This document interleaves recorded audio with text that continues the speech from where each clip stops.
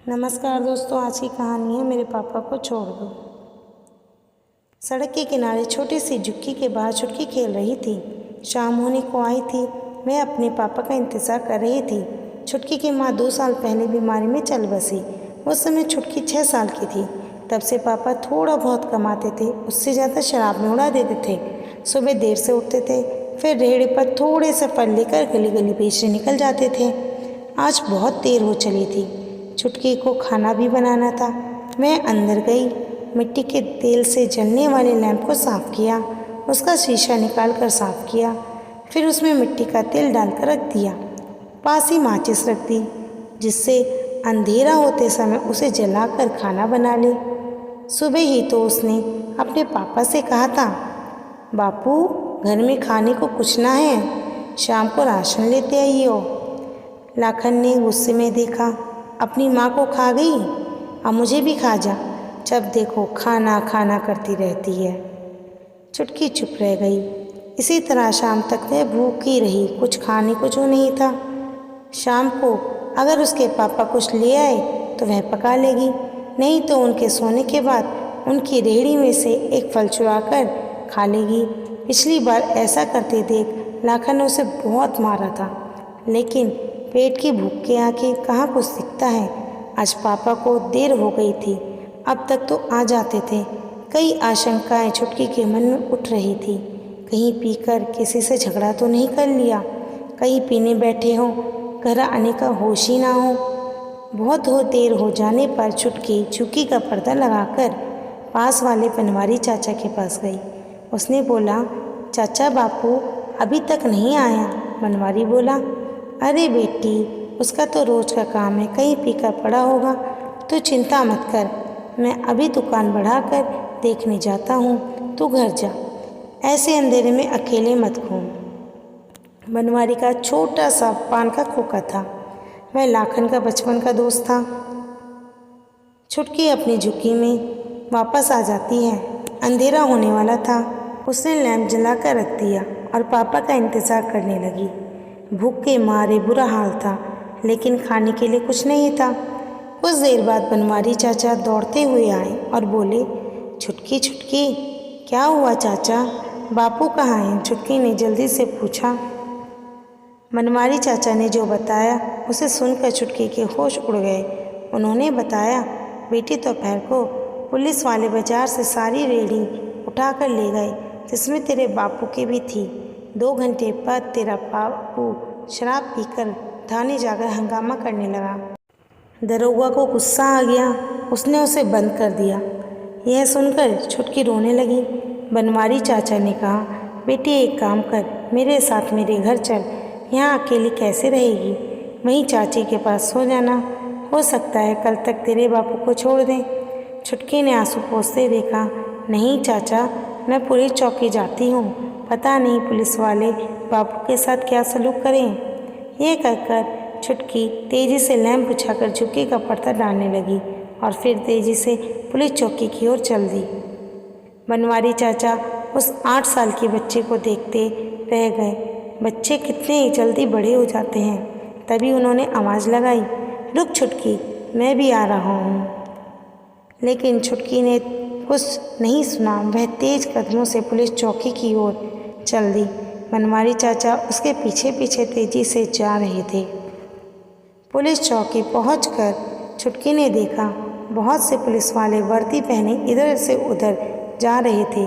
तभी उसे पुलिस चौकी के गेट के पास कई रेहड़ियाँ दिखाई दी। उनमें से उसने देखा एक रेहड़ी उसके बापू की भी थी। वह तेजी से अंदर की ओर चल दी।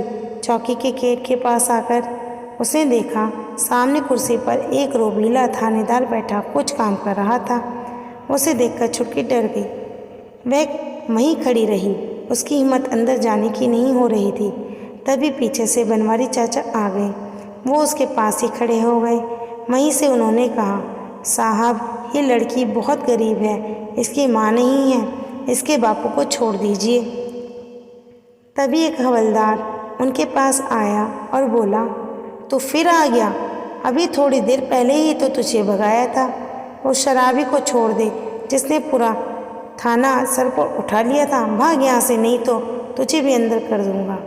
बनवारी चाचा ने बेबस नज़रों से छुटकी की ओर देखा और हवलदार के सामने हाथ जोड़कर पीछे हट गए। चौकी के गेट के बाहर खड़े होकर छुटकी का इंतज़ार करने लगे। थानेदार अपने काम में लगा था, जैसे उसने कुछ सुना ही नहीं। हवलदार वहाँ से चला गया।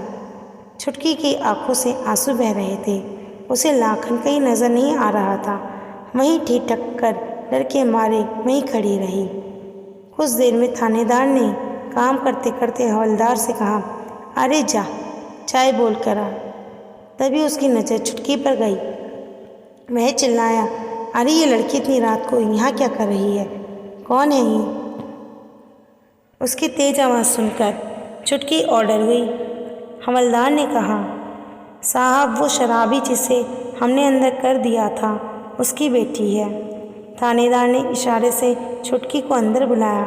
छुटकी डरते डरते अंदर गई। जा अपने घर वालों को भेज, कल सुबह इसकी जमानत करा कर ले जाएंगे। छुटकी ने डरते हुए बोला, साहब हमारा कोई नहीं है, मेरी माँ मर गई, बस बापू और मैं ही नहर वाली सड़क के किनारे झुग्गी में रहते हैं। थानेदार ने झुंझलाते हुए कहा, अरे कोई तो होगा, किसी बड़े को लेकर आ, रात हो गई, घर जा। छुटकी बोली, साहब मेरे बापू को छोड़ दो, उनके सिवा मेरा कोई नहीं है, कोई नहीं आएगा उन्हें छुड़ाने। लेकिन थानेदार को ये सब बातें समझ में कहाँ आने वाली थी। उसने करते हुए कहा, मैं सब जानता हूँ ये ड्रामेबाजी। खुद घर वाले छुप जाते हैं और छोटे बच्चे को भेज देते हैं। चल भाग, किसी बड़े को बुला कर ला। छुटकी ने थानेदार के पैर पकड़ लिए। साहब हम पर रहम करो, कोई नहीं है हमारा, मैं अकेले झुग्गी में कैसे रहूँगी? मुझे भी बापू के पास रहने दो या उन्हें छोड़ दो। थानेदार ने उसे बाजू से पकड़कर धकेल दिया। मजबूत बाजुओं के जोर से वह दूर जा गिरी। छुटकी वहीं पड़े पड़े रोने लगी। वह थोड़ा सा उठी तो देखा उसकी कोहनी पर खरोंच लग गई, जिससे खून की रेखाएं दिखने लगी थी। वाह इंस्पेक्टर साहब वाह, छोटी सी बच्ची पर बहुत जोर आजमाइश हो रही है। अनजानी आवाज़ सुनकर थानेदार ने देखा। सामने निरुपमा जी, जो कि एक समाज सेविका है और एक एनजीओ चलाती है, खड़ी होकर ताली बजा रही थी। उन्हें देखकर थानेदार एकदम खड़ा हो गया। निरुपमा जी की पहुंच बड़ी ऊपर तक थी। उन्होंने आगे बढ़कर छुटकी को उठाया, उसके कपड़े अपने हाथ से साफ किए, फिर उसके जख्म को देखा। उसके बाद उनके साथ आए 4-5 लोगों में से एक को उन्होंने छुटकी को संभालने के लिए कहा। उसके बाद निरुपमा जी थानेदार के सामने जाकर खड़ी हो गई। हाँ तो इंस्पेक्टर साहब, किस बात की सज़ा मिल रही है इस बच्ची को? थानेदार थोड़ा सा शक पकाया। कुछ नहीं मैडम, वो इसे बहुत देर से कह रहा हूँ घर जा और किसी बड़े को भेज, लेकिन ये मान ही नहीं रही है। इसके बाप ने शराब पीकर हंगामा किया है, इसलिए उसे अंदर कर दिया।